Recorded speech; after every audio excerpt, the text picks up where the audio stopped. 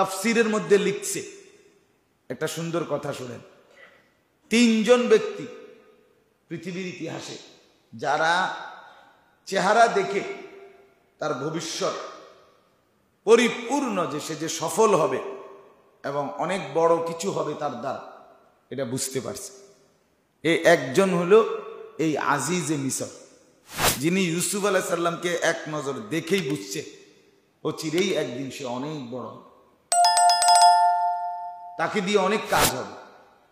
2 number একজন নারী, হযরত শুআইব আলাইহিস সালামের মেয়ে। এই মেয়েটা মুসা আলাইহিস সালামকে দেখছে কোথায়? ওই কূপের কাছে তারা 2 বোন পানি খাওয়াইতে আসছিল তাদের বকরিকে।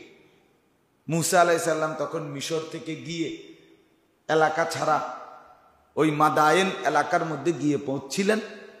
মুসা আলাইহিস সালামই তাদের ওই বকরিগুলোর পানি কূপের থেকে উঠাইয়া পান করায় দিছে। এই সময় এই মেয়েটা হযরত মুসা আলাইহিস সালামকে এক নজর দেখছে। দেখার পরে বাড়িতে গিয়ে বলছে, আব্বা, আমাদের বাড়ির সার্বিক কাজকর্ম, বকরি পালা ইত্যাদির জন্য একজন রাখাল, একজন সেবক আপনার দরকার। আপনি একজন লোক চাচ্ছেন, তো আমার পরামর্শ হলো ইয়া আবা তিস্তাজিরহু, এই লোকটাকে আপনি কাজে রাখেন। ইন্না খায়রা মান ইস্তাজারতাল কবিয়ুল আমিন।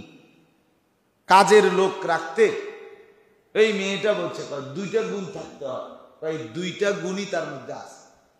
এক, আল কবি, সে প্রচন্ড শক্তিশালী।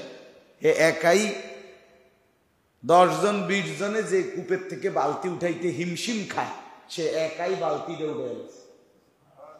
আর 2 নাম্বার আল আমিন, বিশ্বস্ত হইতে হয়, চরিত্রবান, ধোঁকাবাজ, প্রতারক বলে হবে আমিন, মানে বিশ্বস্ত।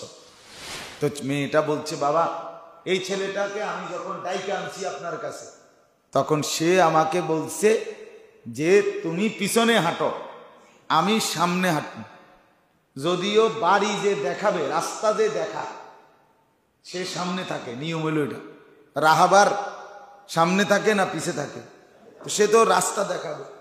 তো উচিত ছিল মুসা আলাইহিস সালাম এই মেয়েটার বাড়িতে যাইতেছে, শুআইব আলাইহিস সালাম খবর দিছে, তাহলে মেয়েটা না সামনে হাঁটবো, উনি পিছনে পিছনে হাঁটবো।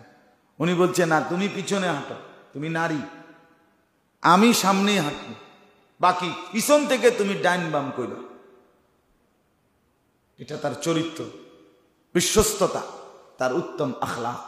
অতএব আপনি তাকে নিয়োগ দেন। তো শুআইব আলাইহিস সালাম ওনাকে নিয়োগ। তাহলে এই মেয়ের মানে নজর যে 100 সঠিক হয়েছে, যে ইনি পরবর্তীতে আল্লাহ পাকের একজন শ্রেষ্ঠ নবী মুসা আলাইহিস সালাম হয়েছে। আর 3 নাম্বার হলো হযরত আবু বকর সিদ্দিক রাদিয়াল্লাহু তাআলা। তিনি কি করছেন?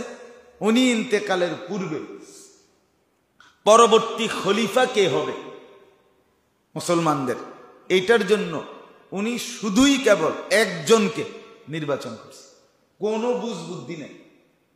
এই লক্ষের চাইতে বেশি সাহাবী সবাই উপযুক্ত।